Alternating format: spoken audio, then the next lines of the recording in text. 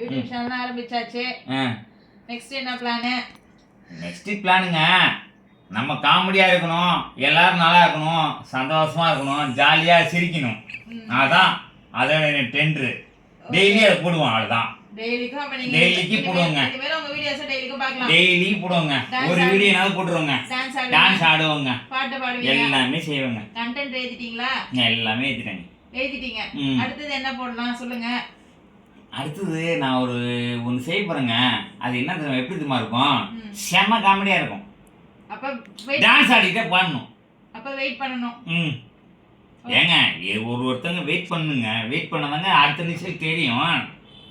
தெரியுங்களா? அதான் மெயின். அப்ப உங்க வீடியோக்கு வெயிட் பண்ணிட்டு இருக்கோம். ஆமா. ஆமாங்க.